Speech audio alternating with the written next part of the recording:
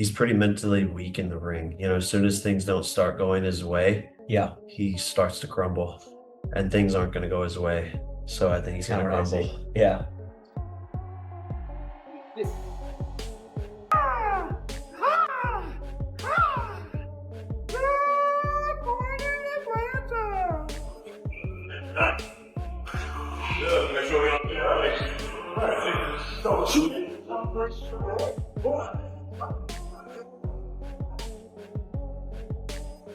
Jake Paul reacts with surprise as Gervonta Davis's intense sparring footage goes viral. Jake says he actually feels motivated when people criticize or doubt him, because it makes each fight more exciting. He adds that he's staying focused and continuing his training with full dedication. Jake confidently shares that he has wanted to face Tank for a long time, and now that the fight is officially happening, he truly believes he can win. Listen, say the other person's gonna win. I like it. So when it makes it fun. When he lay your boy out, you know what I mean? He's my boy too. I love Mike. I mean, Mike will move from this side to this side without you knowing exactly at which moment. Showbiz the Adult gives a strong reaction to critics who claim Gervonta Davis only accepted the Jake Paul fight for the money. He says the situation is far deeper than people think. According to him, Jake mentioned that the fight contract includes a special knockout bonus, which completely changes the motivation behind this match. If there's a big financial reward tied to a knockout, Tank will push himself harder and make sure he's never the one lying on the canvas. That means this: fight isn't just about pride, it's about both money and legacy. Showbiz explains that most people are missing the mental side of this. Tank is a proud fighter, and the idea of being knocked out by a YouTuber turned boxer is something he can't even imagine. So, when people call it a money grab, they overlook the fact that this matchup taps into Tank's competitive fire. Showbiz believes Tank's reputation means more to him than any paycheck. Ironically, Jake's mention of the knockout bonus might have made this fight even more personal and intense. You guys told me that Gervonta Tank Davis is just taking this fight for a payday. He's just trying to get to the bag. Well, you got the fight itself, which is a payday, and you got a KO bonus on top of that, a big bonus. That's what Jake Paul said. They're going to get a big, big bonus. And they got a side bet of $2 million. Let's make it two. Y'all gonna shake on it? Yeah. Shake on it? Shake $1 million. $2 mil? 2 mil? 2 mil. Let's do 2 it. mil. Go get it, shake. Oh, they're shaking left ear. 2 mil. There we go. Oh my fuck. Why not get the entire bag? Whenever I got good food on my plate, I clean the plate. There is no reason to bull jive. Hold on. Let me, because I'm going to play some Marvel Rivals. Let me get all this together. I'm going to be playing some Marvel Rivals later. Hold on, let me get my blind. Tojo, because no cream. And yes, no cream. Because I'm fired up today. I got on the scale today and I'm 209 pounds. Okay, you guys know that I'm on the fitness journey. I'm showing you guys my video journal. And I started at 217 pounds when I started all this 12 days ago. And I'm telling you, I'm seeing faint abs. Hold on, the faint abs. Woo! The faint abs! The faint abs! The faint abs! I'm telling you, it'll be back. I will be back. I will watch Terminator shit. And when I'm done, I'm going to tell you guys my secret and exactly how I did it. I'm talking about step by step, everything. I'm going to be in great shape like I was. When I turned 45 and all the gray in the beard, I was just like, it ain't over, bro. It ain't over. Hold on. Let me. Ooh. Dr. Billy. Okay. All right. But listen, a lot of you guys calling this a fake fight and all this shit. I'm going to quote one of you in the war room. I forgot, one of my show business partners said, was it Justin Hill? I forgot who it was. You guys said, something like, and if I misquote you, I'm sorry, but it was dope. You said something like, if this is a fake fight, it definitely has real consequences. I keep telling you guys, man, if it goes on their real record or not, whatever it is, you know what you saw. It's just like Ryan Garcia versus Devin the American Dream Haney.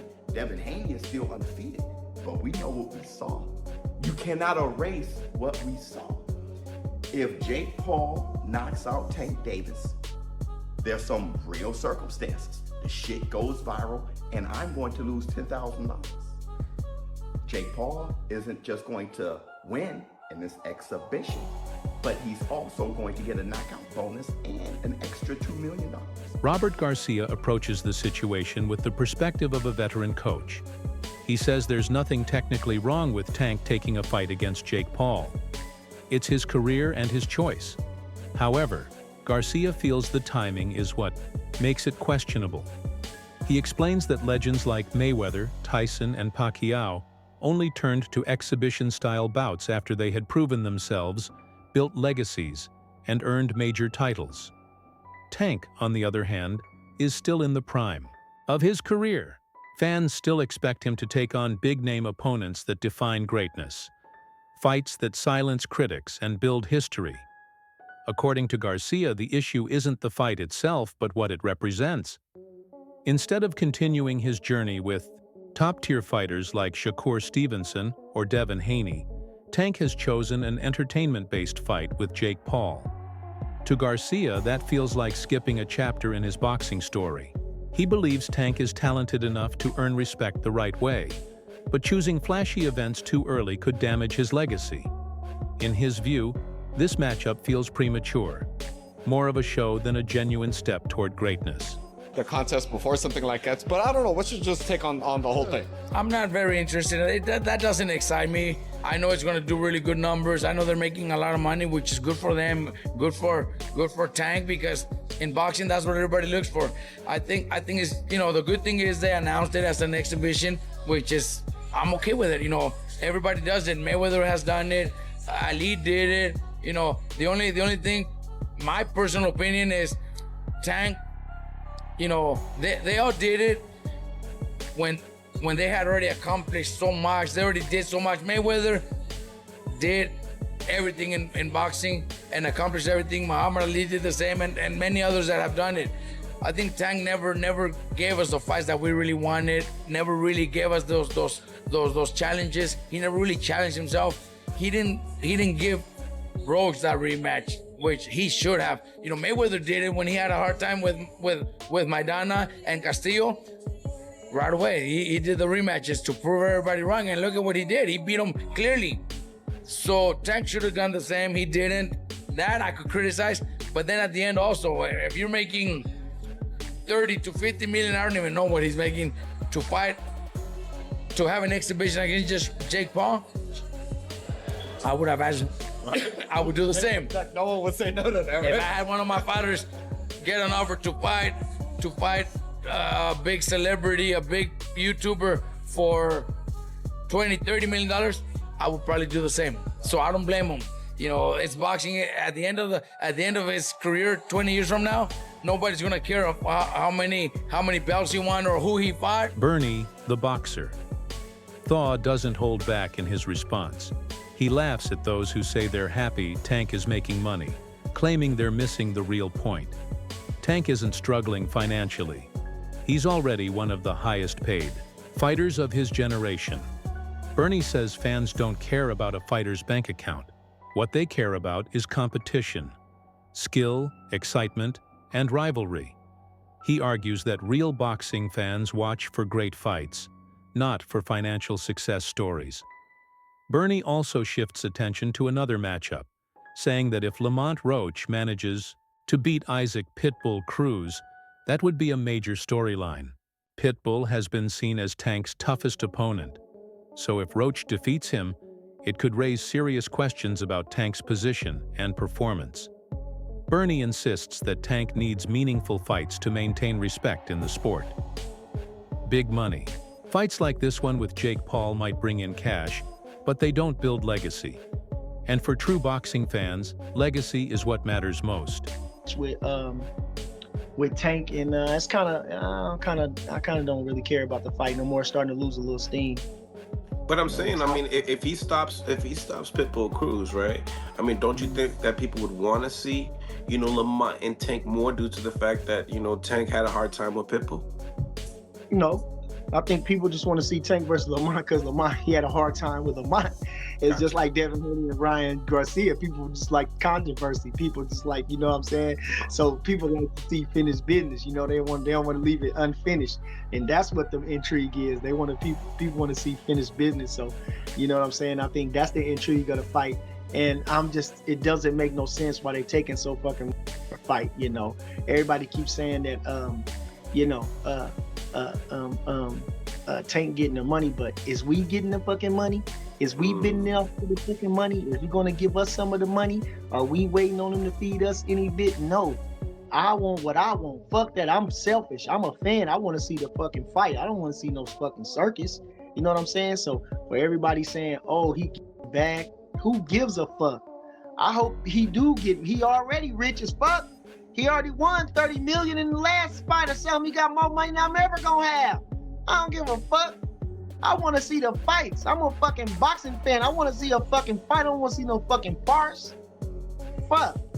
Motherfucker count another motherfucker pockets. They all getting paid. These motherfuckers getting paid millions. Boy, we making how much? 60,000, 40,000 every motherfucking day. Going to work 9 hours a day and shit. And then coming home waiting on income tax and shit like that to get some big bread. Come on, man. I'm talking about the average person. Lamont Roach speaks calmly but firmly about the controversy surrounding the Jake Paul fight. He says he doesn't have an issue with Tank accepting the bout itself.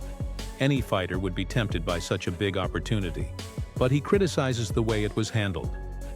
Roach reveals that there was a rematch clause in his own contract with Tank, but instead of honoring it, Tank went silent and suddenly signed to fight Jake Paul without any communication. To Roach, that's unprofessional and a violation of respect between fighters. He admits that if he were in Tank's position, he might have done the same thing, but only after handling business properly. For Roach, the problem isn't the fight, it's the lack of transparency. Boxing is supposed to be built on respect and fairness. When a fighter ignores those principles to chase spectacle, it damages the sport's integrity. Roach believes this move might benefit Tank financially, but it sends the wrong message and represents a missed opportunity to do things the right way. Right, for not executing that rematch. Is it safe to say that there was some money given to you because of that? Money given to me, not necessarily, but okay. You know, like I said, those guys took good care of me. Those guys on the other side took care of me. Not him personally and not his team personally, right. But you know. But somebody made it right for that rematch not happening. Kinda, you could say that. Yeah. I understand. I don't understand the position you're in, but from the outside looking in, you had a phenomenal performance against arguably one of the best fighters, you know, top 10 pound-for-pound fighters in Tank, which many didn't believe it would happen. So you want the opportunity to get back, and you know, I guess get the victory. But can you really, honestly, putting yourself in Tank's shoes, be upset with taking advantage of the opportunity to fight Jake Paul? Reportedly, there's about $40 million that he's going to get paid. Now, I don't know this to be, you know, accurate, but I'm saying those are the reports, right? If you were in his shoes, wouldn't you do the same thing? See, now, this is something that I explain and express, and I hope everybody gets. That opportunity is an opportunity that you probably cannot pass up. But it's about how you handle it. It's about how you go about it. A lot of people don't know that he actually exercised his rights to the rematch, so that contractually binds us to a fight. You cannot breach that unless you do what you have to do to handle the business, to be like, okay, well, we mutually agree to let you move on or swindle around and fight. Jake Paul responds to the criticism by clarifying that this isn't an exhibition match like Mayweather versus Logan Paul. It's a fully sanctioned professional fight. He emphasizes that there will be official judges, real scoring, and a legitimate winner declared. Jake proudly talks about the knockout bonus, describing it as a huge motivator for both men. He says he thrives when people doubt him or predict his failure. That pressure drives him to perform better. He makes it clear that this isn't a money grab for him. This is the biggest fight of his career, a moment to prove his worth. For Jake, the knockout bonus isn't just about money. It's about proving his hard work and confidence against one of the most dangerous fighters in the sport. He insists that he's training harder than ever, more focused than ever, and fully believes he can compete with elite-level boxers. Jake says this time, he isn't entering the ring to just survive. He's going in to prove he belongs. You made years and years ago, Gervonta Davis is on the list. Yeah, exactly. It's all manifestation, and it's a very powerful thing. And yeah, I think people don't dream big or set massive aspirational goals and then also put the work in. I think that's the other thing is like, I'm still doing sprints and track work and bench press and squats and all of these things for the sport of boxing. So when I transition to NFL, I'm going to have a lot of that natural explosiveness and power from the past 6 years of training every day. Ryan Garcia doesn't hold back when giving his thoughts. He believes Jake Paul's decision is more of a publicity stunt than a genuine step forward for boxing. Ryan, who has his own history with Gervonta Davis, claims that Tank took the fight, not for the challenge, but for the paycheck. He argues that true fighters measure success by their legacy, not by how much money or attention one event brings. Garcia suggests that both Jake and Tank are more focused on the entertainment side of boxing right now, rather than its competitive spirit. And that's what bothers real fighters the most. Jake Paul versus Tank, right? Oh, yeah. Like everyone's talking about it. It's a whole thing. A lot of people liked it, didn't like it. Yeah. How did you feel when you first saw that it was a thing? It pissed me the fuck off, bro. Yeah, why? It's just disappointing on mainly Jake's end. You know, we're not falling for the Disney Channel bit no more. We're not falling for you're not a fighter no more. We're not falling for that. You know, you're ranked as a cruiserweight and you're out here trying to fight a lightweight. And then on top of it, you were just talking about fighting Anthony Joshua. That doesn't make no sense. And, you know, I just felt like it was a disgrace to boxing and kind of it was not a good move by Jake Paul. You know, I understand people saying, you know, Gervonta got to go get his money, you know, blah, blah, blah. But, like, we're not talking about that shit. We're talking about the sport, bro. We're not talking about, oh, you got to get that money, bro. Yeah, but everybody's open to criticism. That's the whole point of this media shit. Right. That's why they talk about basketball players. They don't talk about, well, LeBron's making too much. Like, nobody cares, bro. If LeBron's missing the shot, he's missing the fucking shot. So at the end of the day, bro, I just thought it was a disgrace to the sport. Because on one end, you know, you got the casuals, right? The casuals don't see the weight difference. They see Jake Paul and Gervonta Davis. Yeah. And if Gervonta Davis doesn't fuck up Jake Paul, they're going to think Jake Paul is some pound-for-pound champion type of fighter. Yeah. And to me, that's just, it's tricking the public, and it's kind of bullshit, bro, at the end of the day. Because at the end of the day, if Gervonta was Jake Paul's size, we wouldn't even be having this conversation. They probably wouldn't even. Former world champion Sean Porter offers a more balanced but still critical point of view. He acknowledges that Jake Paul deserves credit for stepping into the ring with legitimate fighters, which many didn't expect him to do.